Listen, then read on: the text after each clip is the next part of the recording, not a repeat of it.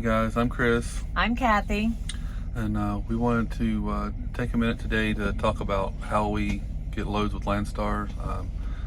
New people coming on, they're kind of curious. There's different companies to work for, and we started with FedEx and now we're with Landstar. And although they do the same thing in a lot of ways, they do some things differently. And one of those things is the way you get loads is a little bit different. So that's what we want to talk about today. And the first thing is after you get going out here, one of the things that happens frequently is an agent may see you that you're in an area where they have a load picking up, or within the vicinity, and they might call you and ask you if you're available. So that's happened to us a few times. That's one way you get loads. Sometimes we are available, sometimes we're not. Sometimes we're in the middle of a load and can't take it. As soon as they see that you've unloaded and you're empty, that's when they start calling. Right. Especially when you get out to the West Coast or just get back on the East Coast. And they see that you're empty. Sometimes we already have a load, but we can also look at the load board. Right. And you can have that on your phone. Oh. So we can look at the load board, and that is that looks like this. This is our load board. So you can go in, and it has the phone numbers. It has everything you need to call the person. Right. The weight, so that you'll know if it fits your truck or not. Right. Okay, so when you log into Landstar online, you'll come up to a page that looks like this, and the search available loads, this is what will get you to the load board. So after that loads, the first thing you're going to do is pick up the city and state. That's basically where you're located now. And if you just enter it in, it'll give you a list, and you select where you are. And then it's going to ask for a radius. So how close to the location you want it to be. It goes up to 500 miles, so you can search out up to 500 miles. And then it's going to ask the pickup date, and you can get the calendar up. So say we wanted to load that, well, don't want the 16th, that's too far out. I meant the 19th. I meant the 9th. Okay, there we go. So select the 9th, and also you can select a range here as well, a number of days that it'll pick in both directions of the date that you put in there. So say 3 days. And next is the trailer information. We always do the expedited loads, so select expedited, and also scroll up to van. And if you tap the little corner there, the van, then you can scroll down and do the 24 foot. So if you're doing an expediter truck like we are that has a 20-foot box, that's the smallest one they have there.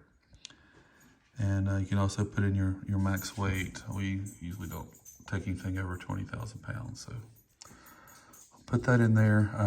There's actually more information if you're actually trying to get to a particular location. You can select that as well, but it is going to cut down the number of loads that you're going to get. But after you have this information in, you just click on search, and then it's going to pull up all the loads that are currently available. And it tells you the pickup date and time, and sometimes it has a range, like this one's on the 9th or the 10th. And then also it'll have it for the delivery. It'll give the revenue, the amount, how many miles, the RPM, and the commodity, whether it's hazmat or whatever. So, and that's how we search loads on the load board.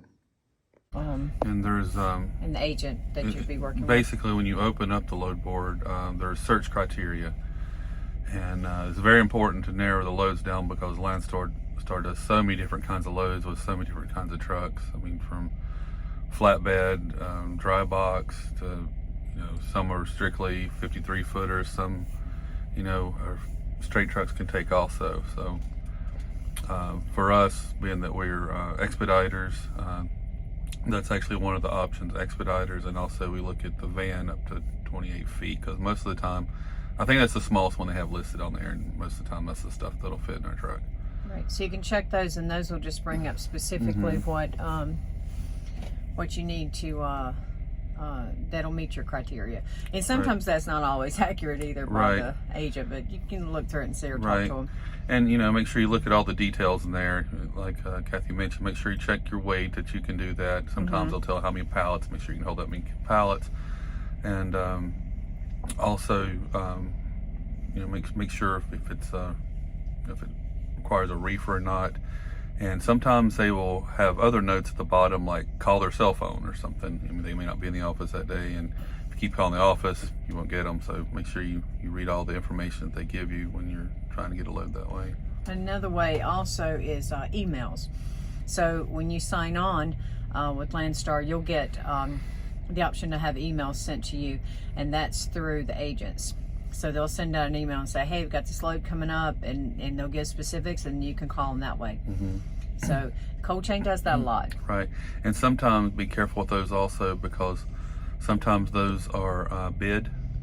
Yes. So that means there's the possibility the load's out there, but the agent doesn't necessarily have it yet. So he or she kind of has to know that they have a truck that's interested, that can commit to it, that can do it, before they can even submit the bid. So you want to contact them regardless. You want to contact as soon as possible if you see a load you're interested in, because they don't stay around long. They go away quickly.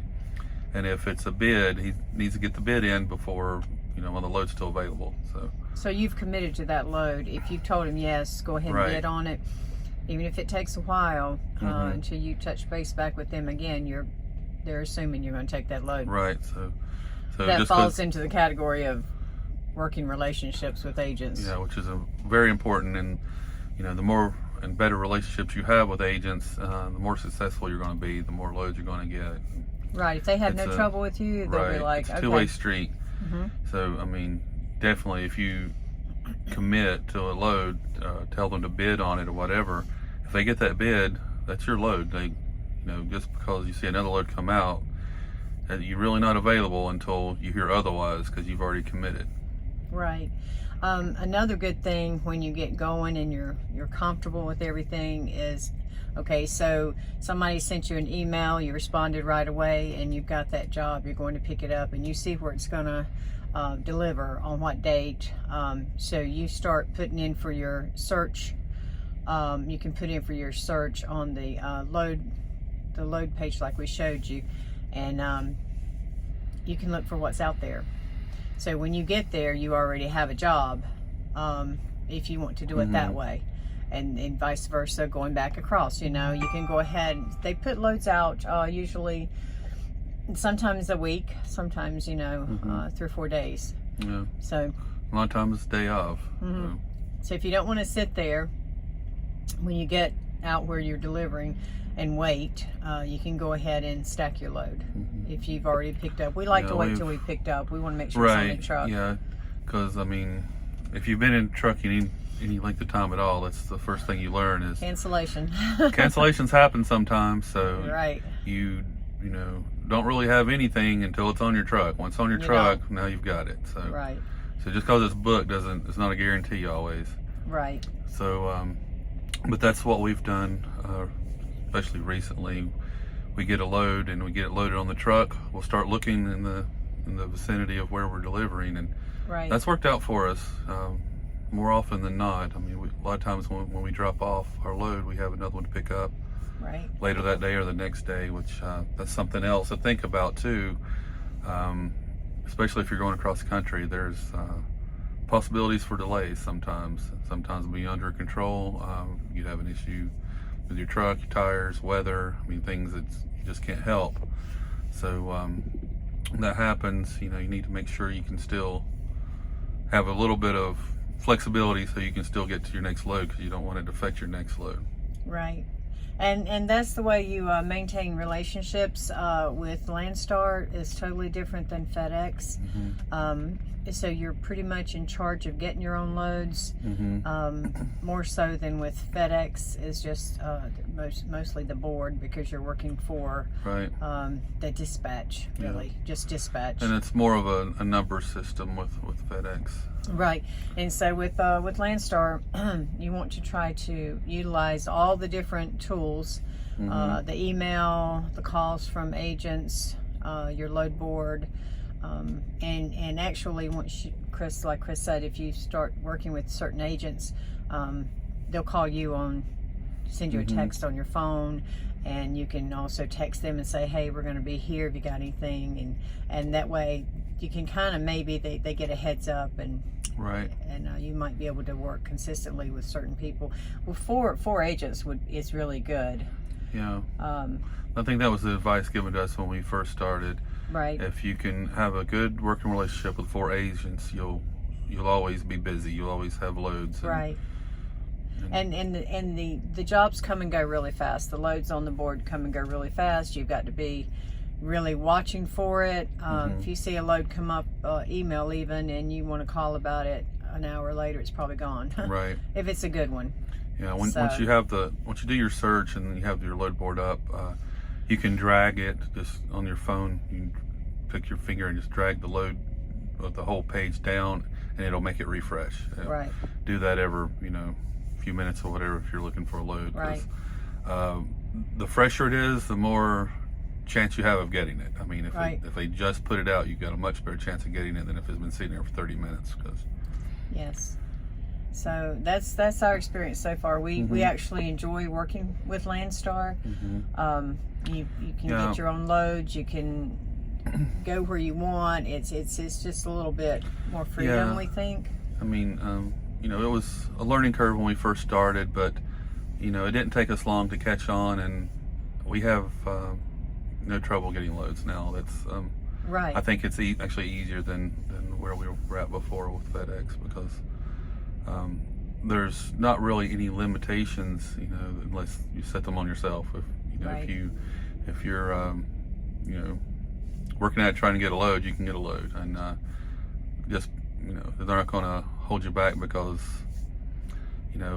another truck had more loads last month than you did, there's none of those little things. Or you had a large load last time, so you need to do some small loads now. If you call first and you can haul the load and you're there, you got it. That's just the way it is. If you're the first one calling in. Yeah, and one of the last things I want to talk about is just integrity, doing everything you're supposed to do, and one of those is being on time. Yes.